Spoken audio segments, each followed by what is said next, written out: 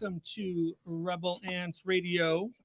We are joined today, right now, with Miguel, our co-host, co-pilot, and co-founder of the Rebel Ants NFT project. This is the video podcast supporting that project, where we showcase our journey going from 0 to hopefully 10,000 NFTs minted, and just kind of showcasing our journey, our successes, our failures, our lessons, and trying to educate the community here and use this platform to also showcase other artists. So in just a second, we are going to bring in Eric Rhodes, who's been very busy over the past couple of weeks, and we have a lot to catch up on with him. Miguel, how are you doing first? I'm pretty good today, man. I feel really good. You know how I was under the weather for the last couple of weeks, but today, feeling a lot better. I can actually talk now without coughing for 2 minutes. Well, that'll be helpful for tonight. Yeah. Really looking forward for today. Just meeting Eric and discussing his project. I'm very excited. Yeah, good. Any quick updates for our project before we bring him in? Yeah, I have one thing today to say. So I was talking and chatting with Bueno. There are people there, their team, and they gave us access to their microverse. So we have been working on that in the last couple of days, just playing around with it, seeing how it is, and creating some new artwork. It's pretty difficult. Just got to learn some new stuff, but I'm looking forward to the challenge. Good. Well, definitely post some screenshots so we can share with the community, whether they're YouTube posts. We'll put them there. We'll put them on Twitter. And I invite everyone to head over to rebelants.io, where you can mint your own Rebel Ant. And we are also going to continue with our proof of attendance project, where in the middle of the show, we're going to flash a password, a secret code, and you can head over to rebelants.io/proof. The first 3 people to enter that code within the first 24 hours of the show airing will get a free Rebel Ant airdrop to them.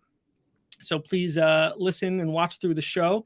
We will flash that code midstream. So, all right, without further ado, I'm going to bring Eric in. And give me 1 second here. Eric, can you hear us? There he is. I can. Can you hear me?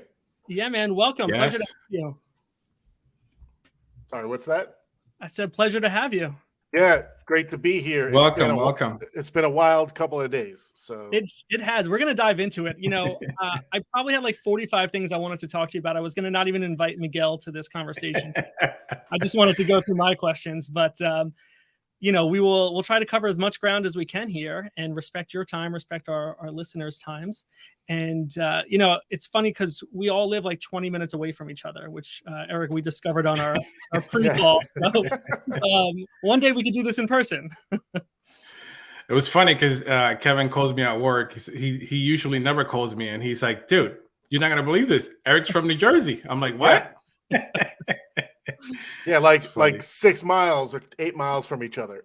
Yeah, that's pretty cool. Very funny. And Eric, you were leading up the NFT meetup in New Jersey. Tell us a little bit about that.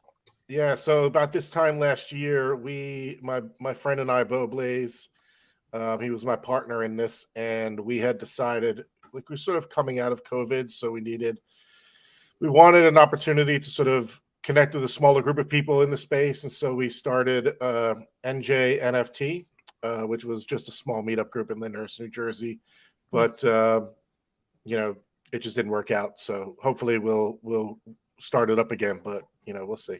Yeah, good. All right, so I want to dive into this. When you and I did a pre-call, I showed you this layout on my screen, and it said at Eric P. Rhodes there. That's and right. Now it doesn't say that anymore. I had to change it to at more to read. So fill us in. What's going on? What happened to you?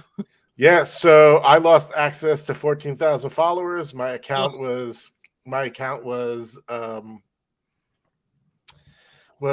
permanent. It wasn't temporarily suspended. It was permanently suspended. And the reason I got was because I was avoiding permanent suspension. I don't know what that means. Makes sense. Yeah. I don't know what that means either, but that's the reason that I was given. Crazy, man. Now I've worked there. I was at Twitter for almost 2 years, and I worked on the team that handled, like, the global team. I was a part of the global team that handled these sort of requests. So I have no faith that I'll get my account back because I know how it works on the back end. Jeez, crazy to hear, man. Yeah. I know that you were discussing with your community on your Discord about whether you should change platforms. where's your mind at with all that right now? Yeah, so I'm going to rebuild on Twitter as best I can, but I am going to deprioritize it over the next year, and I'm going to do a lot of my communicating through Discord and through. I just whipped up a Telegram group, so I have a lot of friends who don't like Discord, and collectors who don't like Discord. So the idea is I'll let them, I'll announce drops on Telegram as well, and then I'm going to do a little bit more social media on Instagram and Facebook, and then try to take LinkedIn to a different place for me, and then we'll see what happens. I tried some decentralized social media. The audience isn't there. It's a lot of like techie people, engineers and forward thinkers who are sort of experimenting with it, but the network isn't quite there yet. So I'll keep working on, introducing the idea, but it's just not going to be a place where I can bring people in. Like Twitter was my primary point of communication, which is my fault, really. And I had prepared for this and was planning to in 23 to transition more people to Discord, which is what not Rebel Ants, which is what Down the Rabbit Hole allowed me to do, was move a giant portion of people right over to Discord from Twitter. And the idea was to take the rest of my collectors there with me. Unfortunately, I'm not going to be able to do that as easily now that I don't have access to, all 14,000 of them. But what am I going to do? Yeah. You started your Discord right before the Twitter suspension happened, right? So that was one way to, you captured some audience. So very serendipitous, very lucky that happened, because I had no way to connect with anybody except on Discord immediately after I got suspended. So that was, I got lucky. I just got lucky. Yeah. How do you like Discord?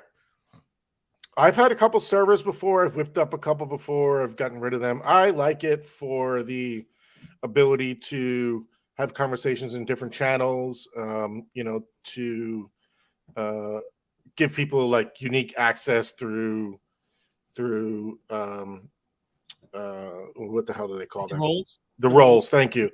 And token gating is really interesting. I was looking forward to doing more of that with some of my other collectors, in particular the Spud Gang. So we'll see what happens.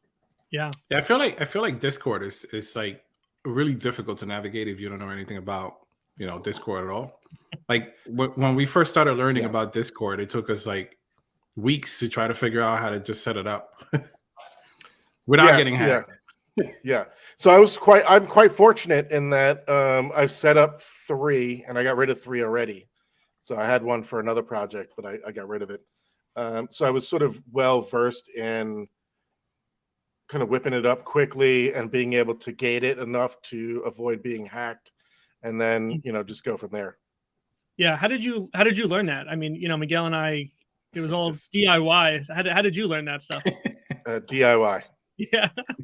A lot of YouTube videos. Yeah. So like I knew right away, shut down everyone, right? Like I shut everything out and sort of just gave them access. And I gave people a role through, being able to click in and having to verify. And then you just start gating it from there. Yeah.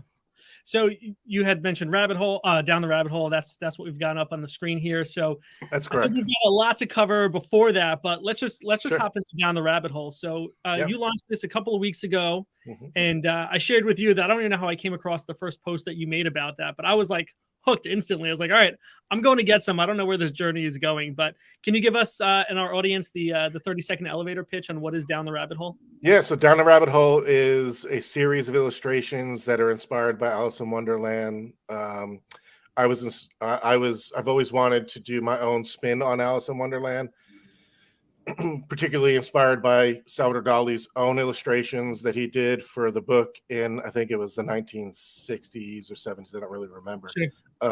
But what Manifold is a no-code product that allows people to sort of burn and redeem and add allow lists for people to get to claim and buy NFTs really easily and engage the community. And so I wanted to use that as a tool for sharing the art.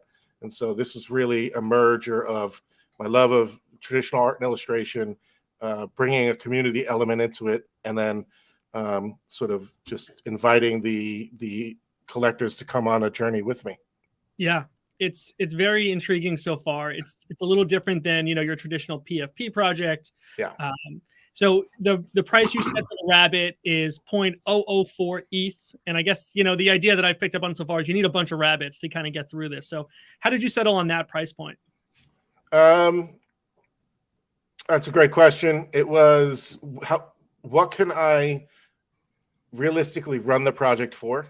Right. Make some money, because I was planning to also provide a burn and redeem, and this is early on in the project before it happened, but a burn and redeem option for physical prints. So I would have to get the physical prints printed, and I was going to offer free shipping globally across the world, right?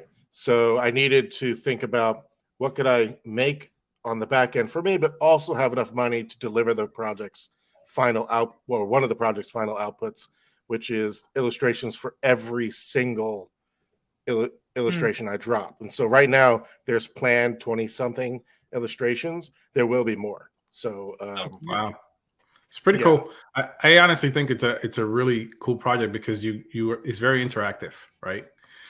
I feel like the project is just very well thought out. Like you really sat there and really thought about how to have the people interact with it. It's just amazing. Yeah, it's born out of several learnings. So I've dropped other projects before. I talked about Spud Gang before, a little bit ago. So Spud Gang was an experiment of this concept where I created meme art for my small trash art community, and I would drop free mints on OpenSea, or if they were members of this community, then they could buy it at a low cost of, at the time, Ethereum was like 6,000, so the low cost of like 0.02 ETH or whatever it was, right?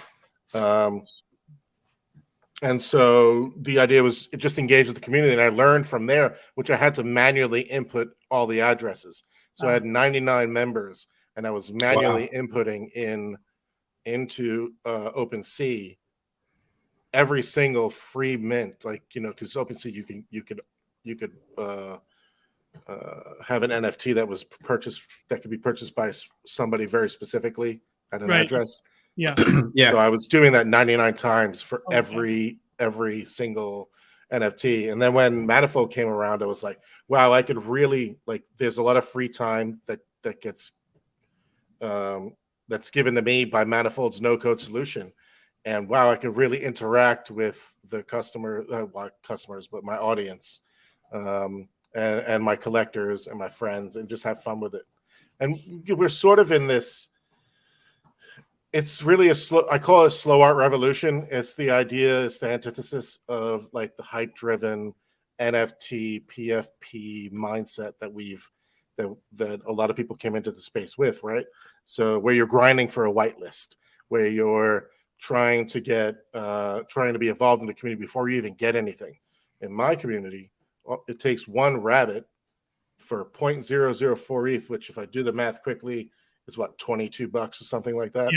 Yeah. And then forever, if you never get rid of that rabbit and keep it in your wallet, you get every single free mint and access to every single free mint and airdrop from that point on. Now, if you want more rabbits, you should do that, because then you could be involved in burn and redeems, or other things that are planned down the road. But all you need is one to be a participant, and that was a key driver for me, is how can I give as much to my community, knowing that I'm going to get it back from them as well. So I love that concept. It's just very well thought out. Yeah, so far you've had free mints, you've had airdrops, and most recently I think the Drink Me release, you had a couple of call to actions there.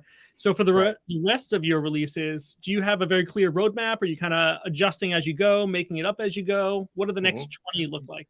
Yeah, so the next 20, the roadmap, the adventure is clear, in that all the way through 10,000, basically at every 500 clip, every 500 rabbits, a free mint or an airdrop is going to happen. So that's laid out.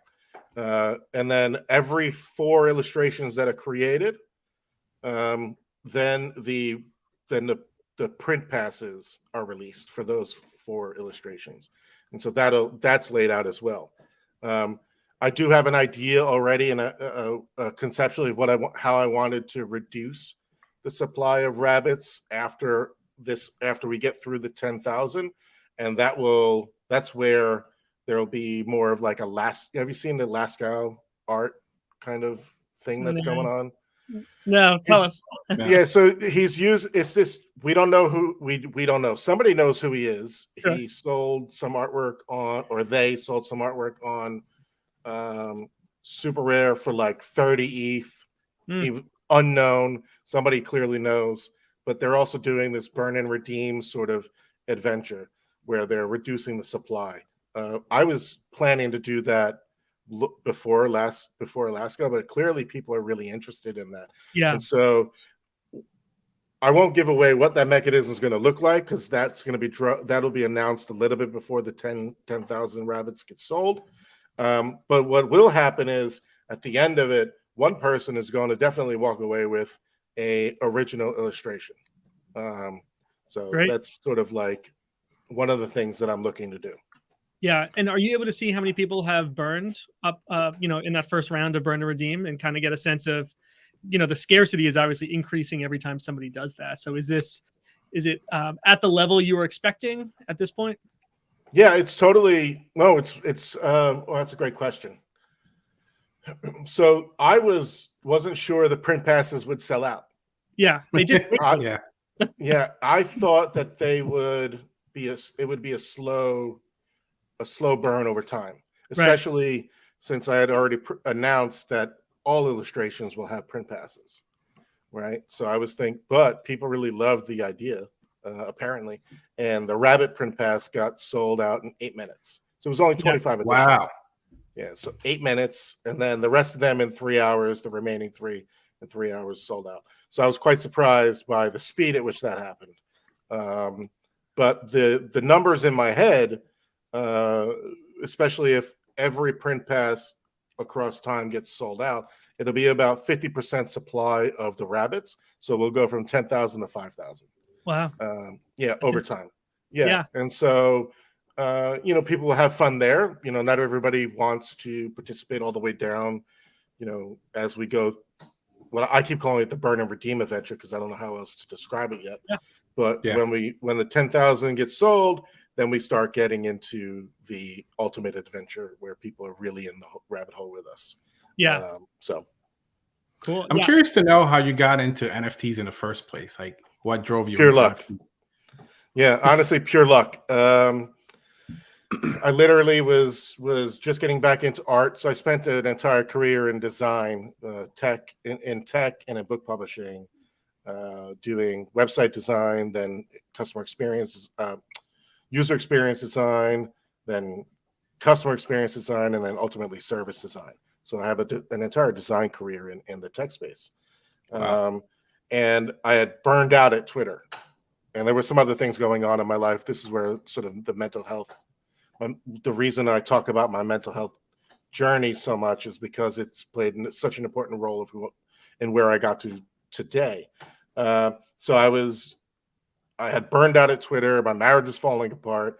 I just started seeing a therapist. I just started taking some meds, and the brain started to slow down. The fog started to lift, and I was getting back into art, and I'd already been invested in crypto for a while at this point. And I was just on my computer one night, and I was already doing art for myself, and I just typed in crypto and art into Twitter. Oh yeah. And this is when I fell into the rabbit hole. And I've been saying this for years, which is why it's like come full circle with this project down the rabbit hole. For me, it's like I fell into this rabbit hole and I've never left. I didn't know what it was. I didn't know what NFT meant when I first jumped into this space. I didn't know we could mint on chain or even what that meant. Yeah. So it was a lot of learning. There was no resources, a lot of feeding from the fire hose. And I just got lucky in that I fell in at a very early part of the process, where it was this dark corner of the internet where people were just posting art online, you know, into the blockchain, and Yep. nobody gave a fuck. Nobody Yep. cared. Yeah. I remember Xcopy getting excited about $5 sales. I remember like my buddy Rob Ness, who at the time made the biggest sale in NFT history on Super Rare, was $1,000. There you go. Like, you know, and it's, you know, so I grew with the space. I didn't know I was going to make it a full-time business for myself. For me, it was just sort of this really cool merger of things I love: tech, NFT, well, not NFTs, tech, art, and like I'm learning this new technology in this corner of the space where nobody knows me. And so I was anonymous at the time too. Yeah. I was going by this guy, Second Realm, and it was, you know, it was just a fun place to experiment in. So totally just fell into that rabbit hole. Yeah, I feel like as an artist, like for me at least, and I mentioned this in other podcasts and videos that we've done, that I feel like NFTs are a good platform for artists that are not known. Like growing up, I've seen all these amazing artists that, you know, you never know about because they go out and they do their jobs that, you know, they need to pay their bills and take care of their families and stuff. And they're amazing artists, and you will never get to know them. And now that NFTs are out there, you know, the more they learn, the more they do it, the more that they put their stuff out there, the more that people will see it. And that's like really important to me because for me, for example, like I stopped doing art. I was doing, you know, you talk about like grammar school, high school, college, like I was there with the art, you know, and then at one point I remember there was an art show and I brought my entire portfolio with me, and it was stolen, and I was heartbroken. Right. So then after that day, I decided I didn't want to pick up a pencil anymore ever because I had my entire portfolio gone. Right. And it took like my brother, my girlfriend at the time, you know, they're like, nah, you gotta get back into it. And I'm like, nah, man, nah. And then the real life hits, right? You got to pay your bills. You got your house now.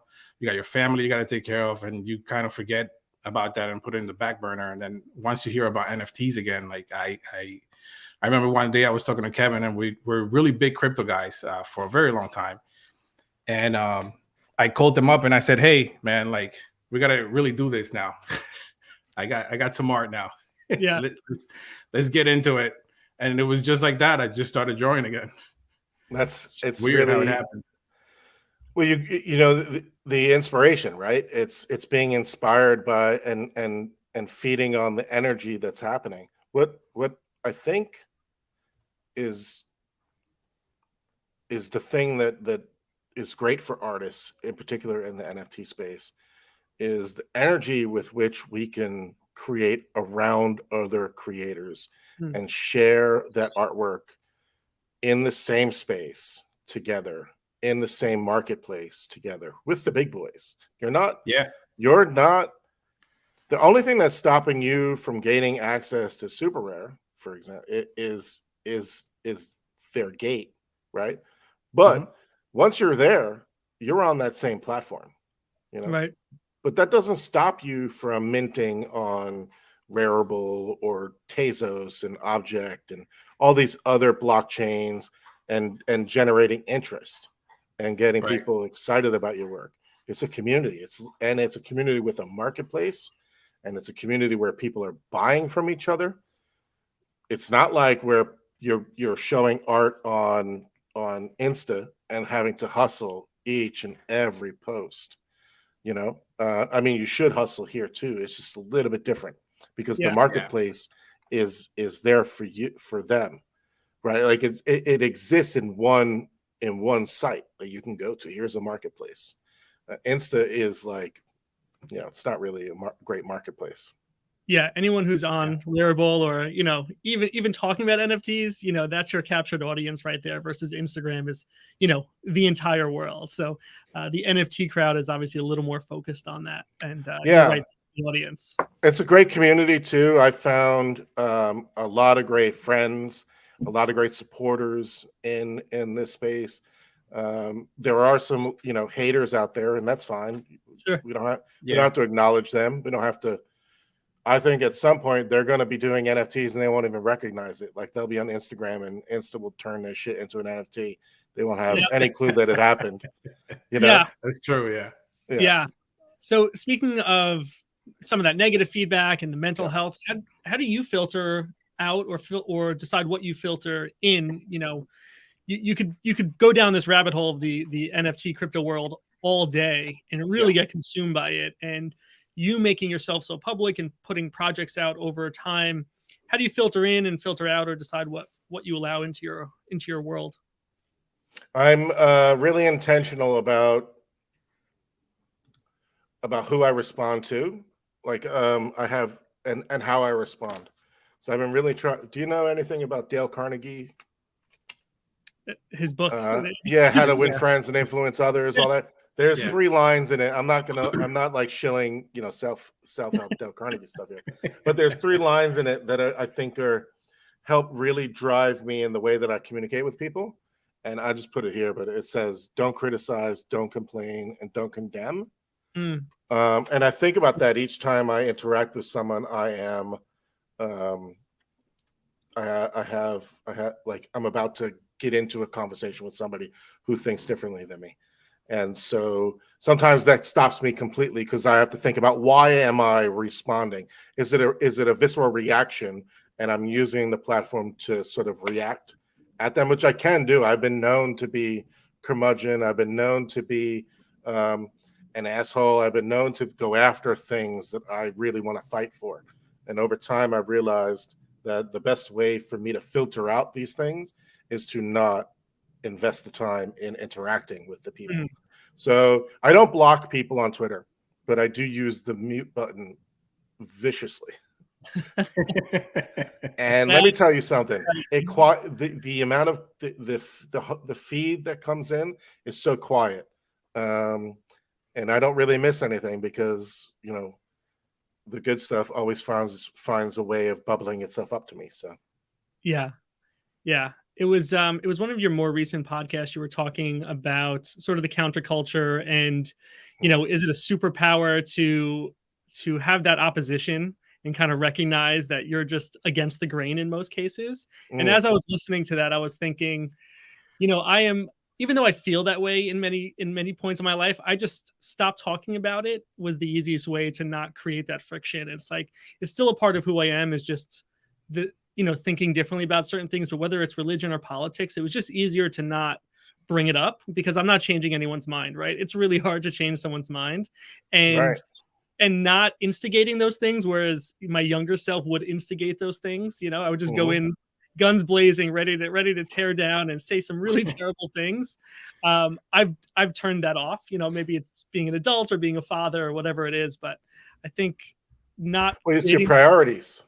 Yeah, exactly. Yeah, your priorities, they don't get in the way. Your priorities change the way you view the world. It's what happens. I think what happens is that interaction isn't as important anymore than other things going on. Yeah, right. My energy is better spent elsewhere. Sure. And to that, I don't remember who I had that conversation. I've had so many great conversations on my podcast. I don't remember who that conversation was with, but I do remember the conversation. And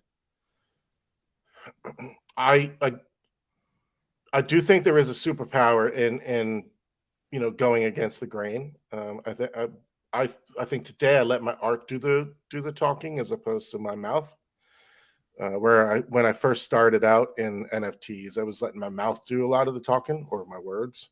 Sure. And what I found is I could be just as powerful in developing a project that sort of goes against the grain, which is what Down the Rabbit Hole is. Down the Rabbit Hole is the antithesis of PFP. It's legit supposed to be rolled out super slow over time, maybe a year or two. I have no idea. Like, I'm not in a rush to release all the illustrations. If the community is in a rush, then that could happen. But I'm not in a rush to release them. I want the story to be told slowly over time. And that's my way of challenging the status quo. And I think that's one of the reasons that people are so interested in it, is because it is different. I'm not making them have to work hard for this art that might not be worth anything. Not that I'm expecting it to be valuable. I hope it does. Yeah. I hope it becomes valuable. But I feel like I'm giving to the collector before it even gets to that point. You've invested $22. You've already got 5 illustrations from me. Yeah. And you're going to get 20 minimum. Like, that's cool. That is cool. Yeah. What do you feel has been like your biggest challenge with the project? Losing my Twitter account.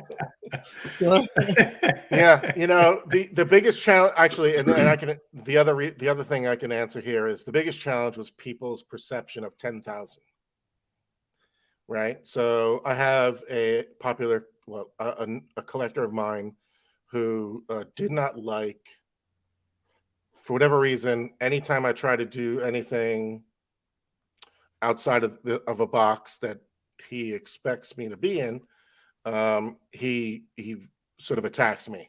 And he was commenting about the 40 ETH that I would make by selling 10,000 rabbits.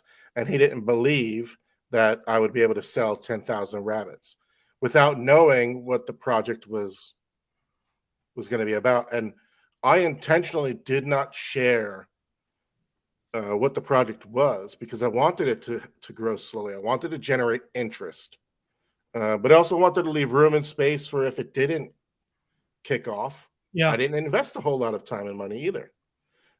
If 10,000 rabbits disappeared, I mean, if at the beginning of the project only 125 rabbits got sold and it was like 50 people, I would have found a way to give back to them, right? But I wouldn't. That's not what happened. What happened was a lot of people became interested in it. Then I started to move people from Twitter to Discord and building the website, and the project's been purposely built that way, and also purposely released slowly to match the way it's going to be released over time. And this person did not like the way in which I was introducing it, and he was mostly concerned with my 40 ETH. Like, dude, like, you have no fucking clue. Like, 40 ETH is $60,000. Trump just made 4.5 million, and you're worried about my $60,000. Like, and what are you getting from Trump? A whole lot of nothing. Yeah. Nothing. Yeah. Nonsense. Did you pick one up, Miguel? Did you pick up one of those Trump cards? No. I couldn't bring myself to it. I couldn't. My friends, a bunch of my friends make good money. I couldn't bring myself to it. I just couldn't. Yeah. In the back end, I thought about like the money that I would make if I resell it because of all the people out there that are probably like trying to buy this thing. But then I was like, nah, I'm not gonna touch it. Yeah. I knew it was gonna moon because he's the kind, like, I think I tweeted this the other day. Like, Trump knows how to put lipstick on a pig and make it win a beauty contest. Yeah. Right.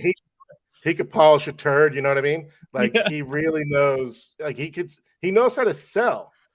And I knew that they would sell. Whether he delivers, that's an entirely different situation. Right.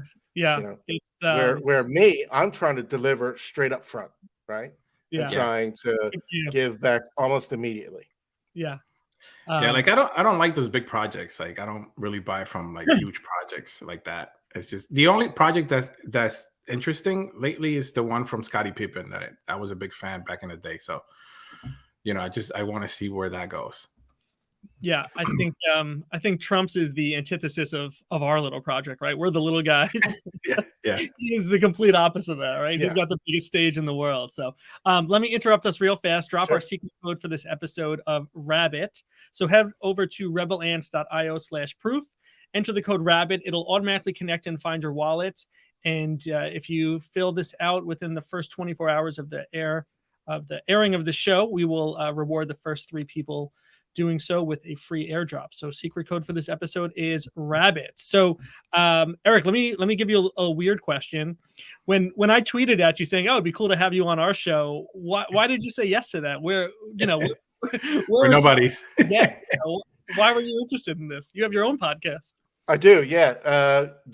It's I don't want to give this man all the credit, but I'm going to have to.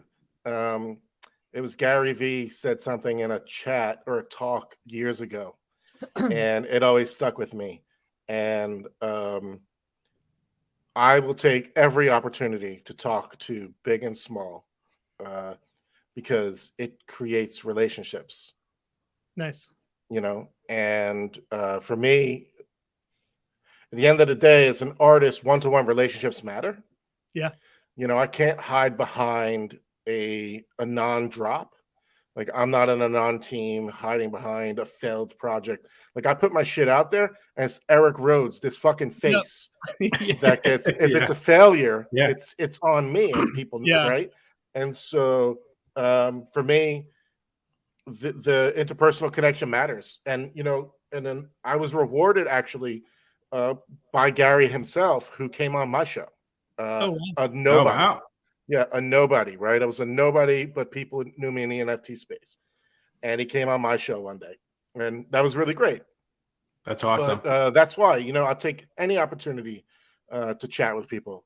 Yeah. Yeah, I think when you responded, I got a text at work from Kevin. He's like, "Oh, he responded." I'm like, "What? Did he? Yeah. Are you sure with him?" Funny story about Gary V. Miguel, I don't think I ever told you this, but I was aware of what NFTs were, and I just didn't take any action on them for a while. And Gary V was he was the keynote speaker at an event being held at my hotel. Right, I work for a hotel company, and he was the keynote speaker, and I knew that he was very active in the NFT community. So I was like, oh, let me like sneak up to that meeting and just stand behind the curtain, because I had access to that. I said, let me just listen to what he's going to talk about. And I remember him saying to the crowd, and this was April of 2021, right? April and May of 2021. He said, if you don't know what NFTs are, just take 5 hours. Everyone here should just take 5 hours and go figure out what an NFT is. Play around, get your hands dirty, lose some money, but you will not regret it. Like, those 5 hours might be the most important 5 hours of your life. And that's what sort of spurred me into taking some action on it. And so, I don't listen to his podcast, or I don't follow him online, but I just remember that him saying that, I was like, all right, maybe that's the sign I needed to like actually do something with the NFT space. I do. Yeah, I'm a big fan of Gary V. Yeah. I remember listening to him when he had Wine Library TV. That's when I first discovered him. Yeah. And then he started, his empire blew up from there. Yeah. But I admire his ability to create his own ecosystem for his own audience. Yeah, big time. And he's able to monetize it. How cool, right? And people kind of shit on him for that a little bit. They're like, they don't like his drawings, or they think his NFTs are crap. Whatever it is, his people love it. That's all that matters. He's all got that matters. Loyal audience. Yeah, and he delivers value to them, or he feels like they feel like they get delivered value, and that's like my key takeaway. How can I deliver value to my collectors? Yeah, he has so much out there between his books and his YouTube and everything. Yeah, in a literal sense, like, I'm afraid to go down that rabbit hole. Be like, all right, my whole life will just be consumed by Gary Vee. So I've kind of stayed away just for that, not getting addicted into whatever that ecosystem is. Well, yeah, after a while, you start to it's a lot of the same content. Okay, right? Good to know. And I don't mean, the vibe is the same. Was what I mean. Like, and it's high energy. It's, if you want something, go after it. I mean, ultimately, that's what he's saying. Yeah. Don't be unafraid. Don't wait for somebody to give you permission. Just fucking do it. And that's what I do. That's what I've taken away. Sorry, my guy is here saying hello. Yeah, That's okay. That's what we're doing too. We're just doing it. Yeah. So Eric, you dropped another project like today or yesterday, is that right? Nonsense? Nonsense is sort of like one of one art. I am really obsessed a little bit with abstracting art and abstract ideas. And Nonsense is sort of a play with a lot with what's going on with Down the Rabbit Hole, because Lewis Carroll played around with the idea of absurdity in his work. And I guess what I end up doing is internalizing what I do and then exporting it into sort of abstract art. It's another way in which abstraction is sort of a way in which I meditate, really. Yeah. Express ideas through this kind of work, where this stuff, this work here is like, takes a lot of time and energy, forethought, planning, where abstraction is sort of an experiment in non-planned art. And I really love, I've been playing around with this idea of taking my digital waste, which I have tons of, which is a lot of AI practice art that I was experimenting with Midjourney, and turning it into something. And I was like, what can I do with that? And I decided to obscure the images with two shapes, and it'll only be two shapes, that rectangle and circle. And I'll do that in a very generative way over time. This is a never-ending, forever project. Yeah, that's cool. That is pretty cool. The Down the Rabbit Hole project is, correct me if it's wrong, what is it? Watercolor paint? What is it? Watercolor and ink. Watercolor and ink. And Yeah. we're also talking about AI. What are your mediums of choice when it comes to art? Like, you see them on both ends of the spectrum. So yeah, the idea will dictate the medium. Okay. Yeah, so it was really important to me that the illustrations for Alice in Wonderland were hand drawn. I felt like that was the only way that the idea would come out through me, right. And so that's why I needed to do that. It's really a need. With nonsense, I mean, there's all of this argument about, the value of AI art. Is it art? All this kind of stuff. And I had all this waste, and I was like, what can I do to sort of create an experiment with an idea that involves this AI art? And I won't say that the art is created with AI art, but you can see that there is obviously an AI art aspect to it. But then it's obscured, right? So it's playing on another level. It's playing with the idea of people who hate AI art. And then maybe those same people also don't like non-objective art, which is sort of, I don't know. But yeah, I was just playing around with these two sort of, you have high-end AI art and then low-end sort of circles and squares.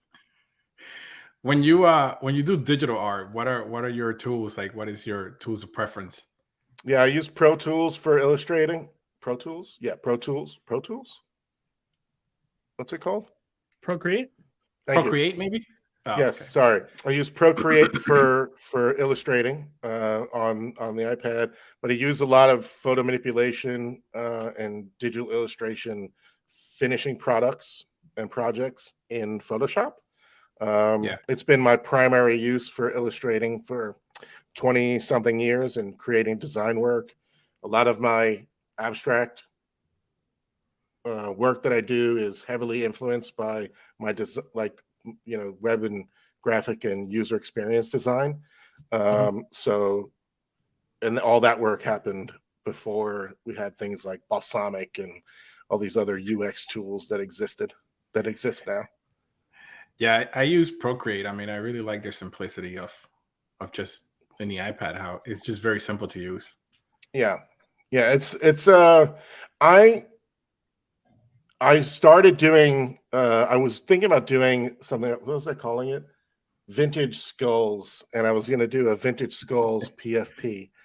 And I started creating this, this artwork, and I realized how much I hated the idea of doing like so many illustrations to create a 10K PFP. I like more of the interaction element with my audience, which is where like Down the Rabbit Hole is born out of. It's like I get to create, and then I get to share, and then I get to immediately get feedback and immediately give back. It's like all of this great chaos happening at the same time. At the same time, yeah. That's fun for cool. me. Like that's the fun that I get out of art. So I asked you earlier, like, what was your biggest challenge? What do you feel is your biggest win? Like in NFTs? Yeah. Or with this project? Well, in general, what do you in the NFT world that you have? Like, what do you feel has been the biggest win? Wow. First, I'll tell you my biggest loss was never investing in CryptoPunks or Bored Apes because I thought that Oh the art was no. crap.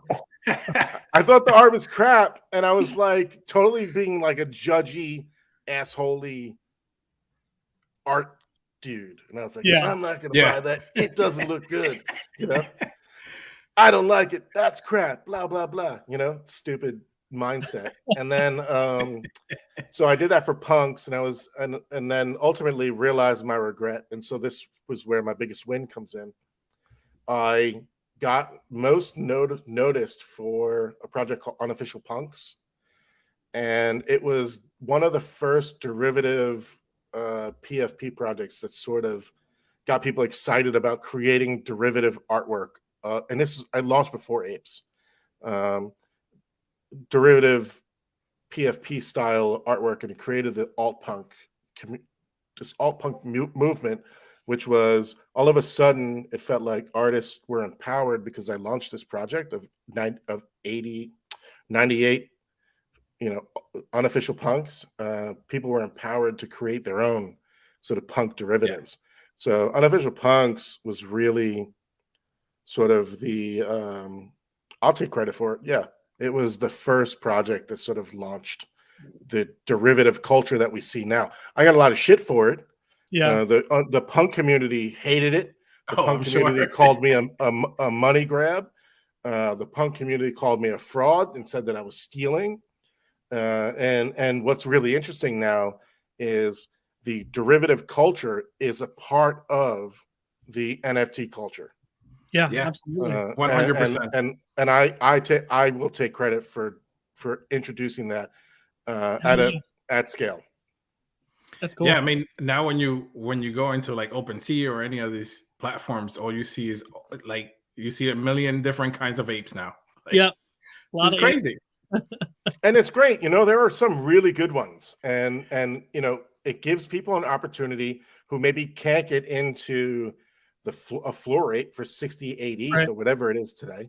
They get to Yeah. play around Yeah. in the culture anyway, you know, and support it. And this was what we were trying as trash artists, sort of the first initial movement that I was a part of in this space. We were trying to express this idea that remixes and derivatives amplify your work. Mm. And what we're seeing in the NFT marketplace and the PFP marketplace in particular is proof of that. Sure. Yeah. 100%. I think that part of the reason why Kevin and I started this podcast too on our project is because we've been rugged for so many times that I had a conversation with him and I said to him, like, I think we should just do a podcast because it gives people a feeling for the artist. Like, you're able to connect with the artist, you get to know them, you know, you connect. Basically, you connect, and if you like it, you like it, and if you don't, well, you don't. Yeah. Well, you put a face to the name. Yeah, Definitely. yeah, definitely. Like, we're not here to like rug anybody. You know, if our project sells, it sells. If it keeps moving, it keeps moving, right? But we want to do this, and we want to give every artist out there the opportunity to like just speak about their art and where they came from and where their juices came from, basically, so that people can get that feeling. You know, we've had some great people in our podcast. Like our first podcast was someone named Gavin from, I think he was from Average Bob's NFT. No, where he's from. South Africa. He's from South Africa. He's very, very cool dude. Like, very genuine. You know, he wants to take his project, you know, somewhere where I think he will probably make it happen because he's very passionate about it. Mm-hmm. Yeah. Right. But we've met like some pretty cool people just doing this stuff. And I think that's more rewarding than selling the NFT. Yeah. It totally is. Yeah. I love my podcast. It's a lot of effort, but I love the podcast because I get to meet people and talk to them one-on-one and learn a little bit about who they are. And you're doing that too. And it's, you know, you're actually doing a service for all of us, you know, giving artists an opportunity to amplify the work that they're doing. It's so important.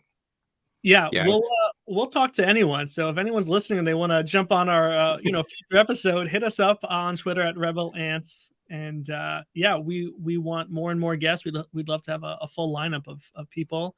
And Eric, we'd definitely love to have you back in the near future. You've got a lot going on. We want to check in with you. Eric, any parting words for our listeners? Do you want to tell us where else we can find you?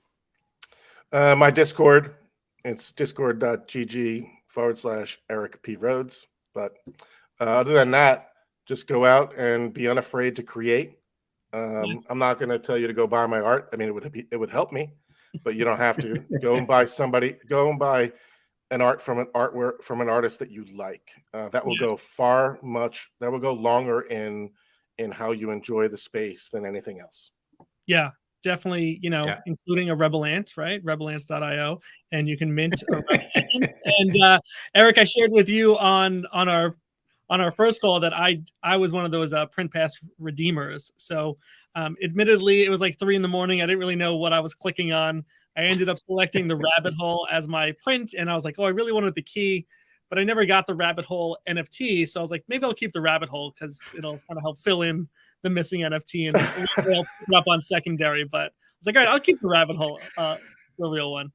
So thank you for this really wonderful project. I'm excited to be a part of it and continue. And I shared with you that I have a rabbit as a pet. And so, kind of selling it to my wife and my family that way, like, oh, look, now we're going to have some more rabbits. And, it's really amazing. And people are connected to Alice in Wonderland in the story too. Yeah. It's really interesting.